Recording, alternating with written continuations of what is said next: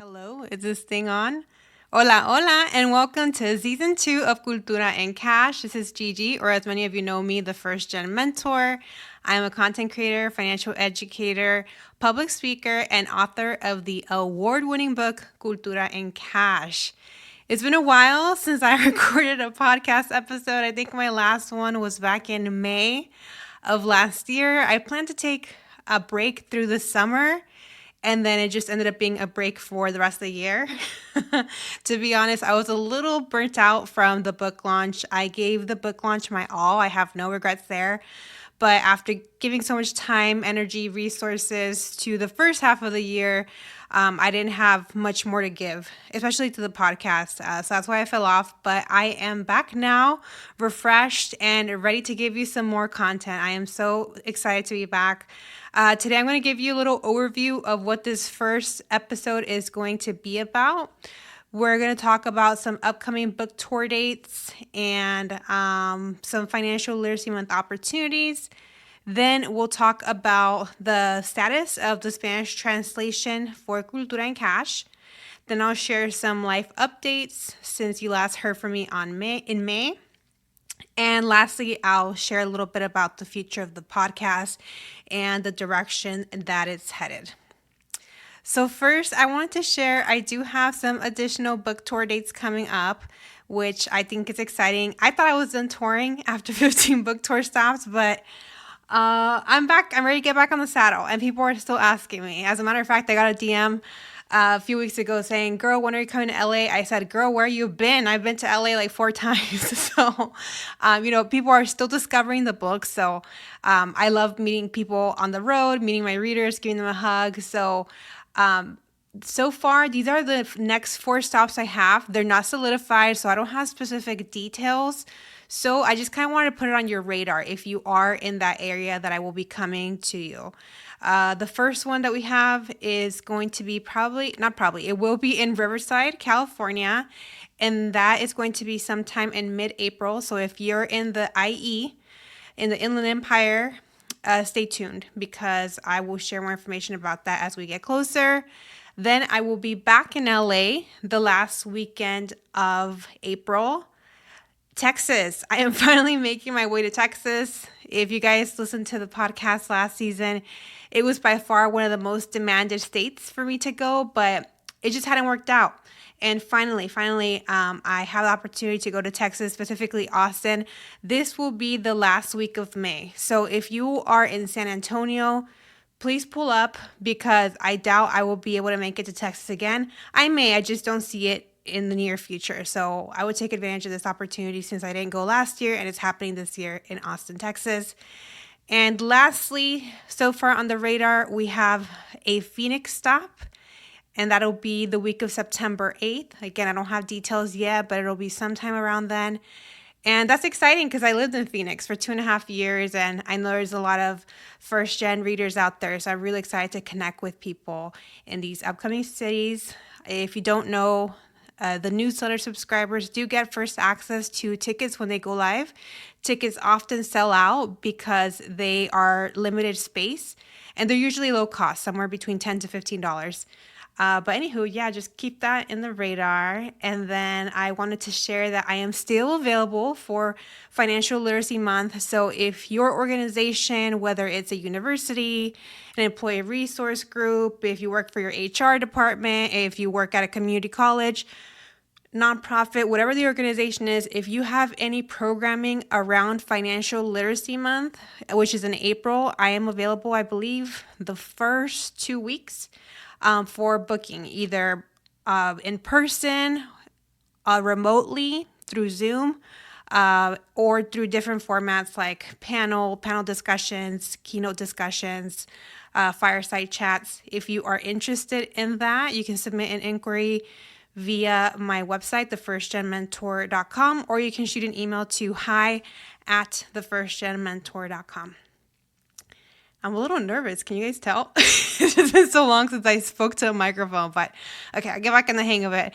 All right. And then the second update here is the Spanish translation of Cultura Cash. So when I launched Cultura Cash, the number one question was, hey girl, where's the audiobook for this? I'm a busy mom. I don't have time to read. I consume all my books via audio. So I put out the audiobook in May. Cultura Cash first launched in January of 2024, and the audiobook came out shortly. I recorded in May and it came out in September of 2024. So a few months later. And then now the number one question I get asked now is, this is amazing. This book has been so helpful, but we need it in Spanish. And the reason for needing it in Spanish is because there's the language barrier, right, with a lot of our family members that we want to share this helpful financial information with. So I have gotten a quote for the publishing cost as well as the translations cost. It's going to be around $25,000. And I am looking to fund that. I have several ways. I'm going to try to come up with that money. If you are part of my newsletter community, you already know that I shared an exciting opportunity. I'll share it here on the podcast too, but you'll see I'll start posting about it on social media. My first strategy is to create ad space for small businesses who want to support the translation of this book and also have their business highlighted and showcased within the book. So it'll be like a lifetime advertisement within the book, showing that you made the translation possible. And I've sweetened the deal by also creating a branded video of your company, showcasing your company both on my Instagram and TikTok, saying, hey, this upcoming Spanish translation is possible due to XYZ firm, right? And then giving a little bit of a highlight of what your company does, tagging you. That's worth a lot of money. I have a lot of sponsors, big sponsors like Experian, Fidelity. Let me see who I'm working with, who did I recently work with. Verizon, T-Mobile. These companies pay me big money to do these advertisements on my social media accounts to share with my followers.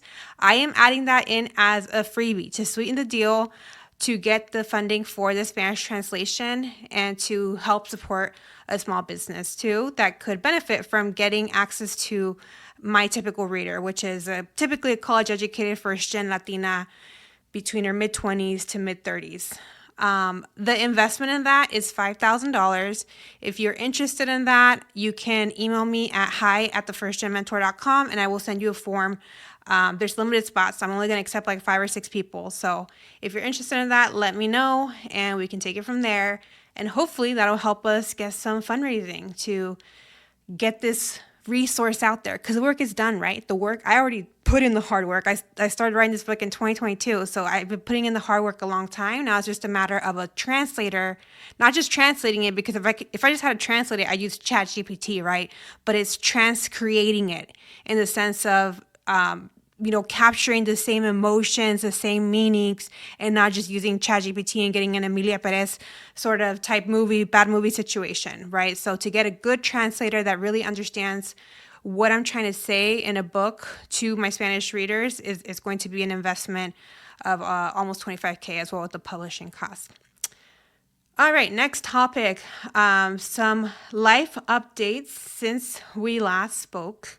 So let's see. I wanted to share with you, I did go on a sister trip with my sister Elisa. I have do I have two half sisters? Yes, two half sisters. Elisa, and we went to Paris. I think I shared that on the podcast right before I stopped recording. And that was such a good time. I helped her pay for it. I paid for her airfare and I paid for our Airbnb that we stayed at. And then I just had her bring spending money so that she could cover her museum visits and dinners and things like that. So she brought about $800 to $1,000 of her own money that she'd been saving up. And then I covered the rest. And it was such a good trip. I always see a lot of content about first-gen Latinas saying like, oh, it's so cool that I get to travel, but I feel so guilty that my family won't ever get to see this. And I always say, make it a priority, right? To try to do it with them. Obviously, it's going to take more time and effort. And maybe right now you're not in a place where you can finance somebody's trip to Paris, but maybe one day you will be. And especially if you're intentional now about that being a goal. I forget who it is, I'm sorry, but one of my content creator friends just told me, oh yes, from Money Noticias, they just told me, Sunem said that her goal every year is to take her family on a family vacation. So somewhere fun, right, to kind of pay her parents back. So I just think that's really cool. I had a great experience, and I really recommend it to anybody who enjoys traveling and who wants to kind of share their new opportunities with people they love. I had a wonderful Hispanic Heritage Month season in the fall. Your girl was booked and busy. I was in New York City, Atlanta, Virginia, LA. I was all over the place. I was living out of a suitcase for like 2 months, but it was really, really cool. I got to meet people from all over and reconnect with old friends. When I was in LA, I was a part of the International Latino Book Awards. I was nominated for Best Self-Help Book and Best Business Book. I won in both categories. I won the gold medal for Best Business Book and the silver medal for Best Help. So that's why I now get to call myself an award-winning author, which is super cool. I would have never thought that would have come about from me publishing a book. But so to have the book recognized by peers, publishing experts, is just a really, really cool experience. And it's all thanks to my readers who supported my work. More on the fun side, I got to see Sabrina Carpenter in concert in Atlanta when I was there for work. So that was fun because it was a little bit of work and pleasure. If you like the pop girlies, like Sabrina is on top of the world right now. She is the it girl. And her show was so good. She's so cute. She reminds me of like a little, like, what are they called? The Pilly, no, oh my God. The Pilly Pockets? That's not what they're called. I'm blanking on the name. The little Polly Pockets. Polly Pockets. That's what she looks like. A cute little Polly Pocket. She's just so adorable. She's so tiny. I want to like close her in a little heart, right, with her little like Polly Pocket house. Such a good show. And I know she's doing a European leg. So if anybody is interested in that, because I think she's done with her US tour, I think it would be worth it to do a girls trip to her European leg tour, because she put on a good show. I also saw Stevie Wonder, which, oh my God, that was a bucket list item. I love me some Stevie Wonder.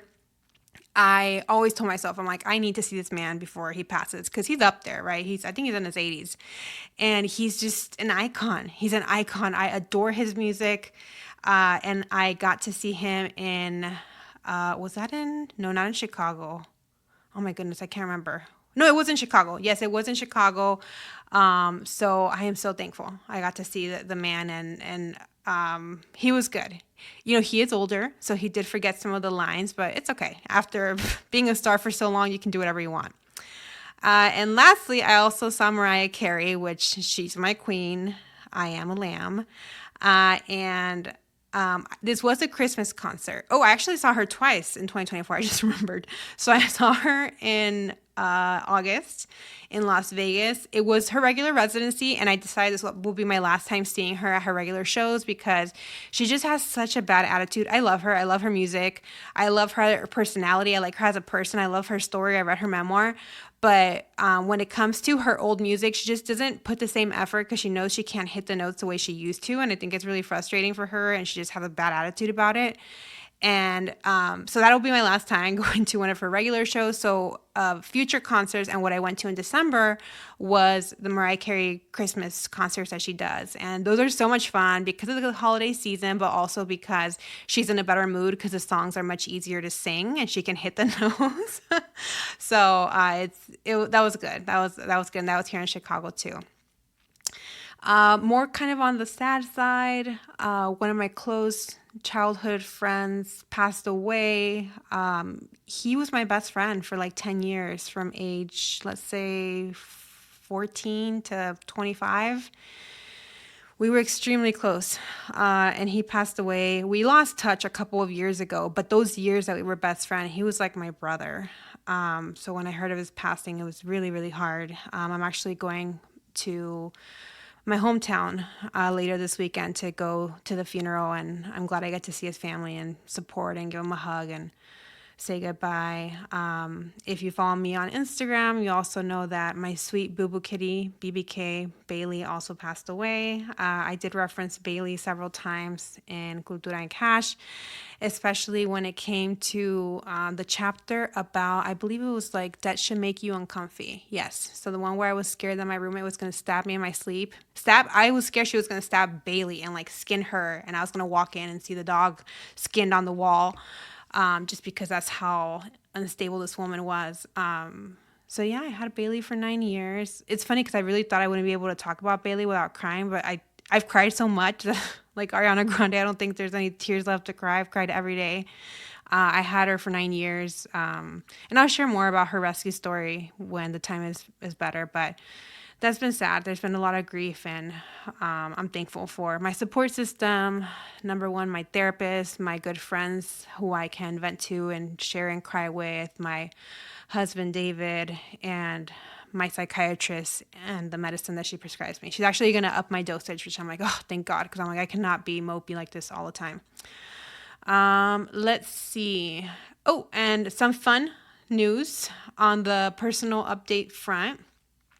After 3 amazing years in Chicago, we are ready for our next chapter. So if you are familiar with my story, I don't stick around in two places too long. I've lived I've lived here and there.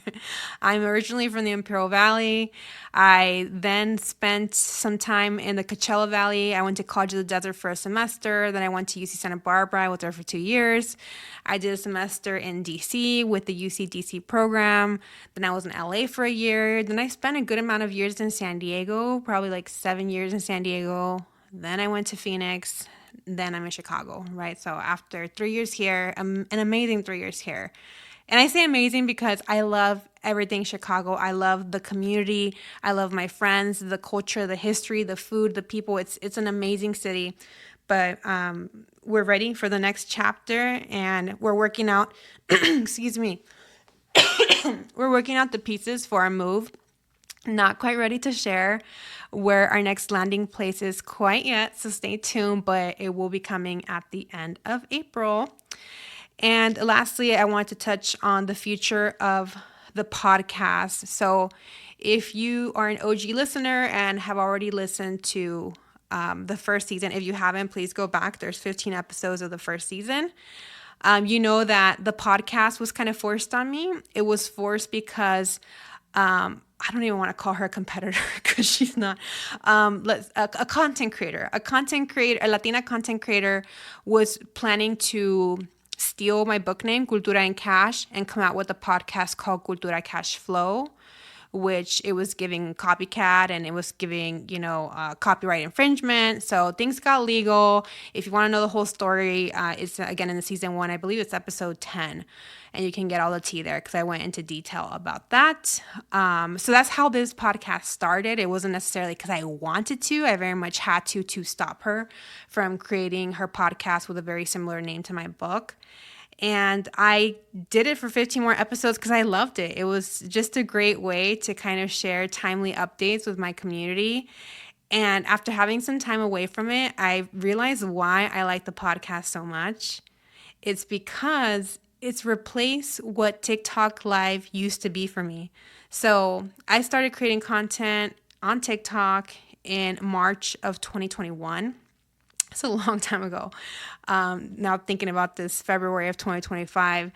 And the world and social media and TikTok was very different then than it is now. So back then, TikTok lives were very common. They still are, but it's just a different beast. Back then, it was very normal for content creators to hop on and to spend time just talking one-on-one with their community. And I loved it. I would do it for 2 hours straight. I would do it late at night. That's when I'm a night owl, so I was up and just kind of shooting the shit with people, answering questions, spilling tea, just talking about random stuff. And the podcast kind of fills that place for me, right? So again, even though at first it was a place for me to stop this woman that has no creativity and was stealing my book name, it's now become something that I've really, really enjoyed. So I'm really, really looking forward to getting back to it and sharing more information in future episodes. As you can tell, I still don't have like theme music or an introduction. That will come in time. It's not a priority. Some of my favorite podcasts that I listen to are just like this. They're just kind of like raw, unedited. So that's why I know that this format works. And as for frequency, I'm going to continue doing Money Mondays. That's a cadence that's easy for me to follow. My goal will be to make season 2 at least 15 episodes too. So that will be a new episode every Monday morning. And in regards to the content of the podcast, that's something that I'm still trying to figure out. So again, for me, if this fills my cup of what used to be TikTok Live, anybody that used to watch my TikTok Lives from back in the day, I wasn't there talking about financial literacy the whole time. That's not what that time was for. And that's kind of what I want. I want the same for the podcast. And I brought this up, I remember, in the San Diego book tour stop. And I'm like, it's weird because the podcast is called Cultura Cash, just like the book. And it's supposed to be an extension of the book. But I'm like, it's not just, I don't want to make it just educational. I also want to talk about different topics and themes, and share advice on the book launching process and how I got Eva Longoria's endorsement, and maybe business advice here and there. And somebody in attendance said, "Oh, maybe that's the cultura part of the podcast." I'm like, that's true. Yeah, just because it has the word cash doesn't mean everything has to be about cash. But so I'll be sprinkling a little bit of everything. It's kind of like a catch-all, I guess. I'll probably be sharing more career content here too, because I don't. I need to talk about this like on my socials. I don't, again, so many things have changed since I first started creating content in 2021 to now. I have changed as a person. I have evolved as a person. So it's not like I can go back to like dancing and pointing videos with like, what's a 401k?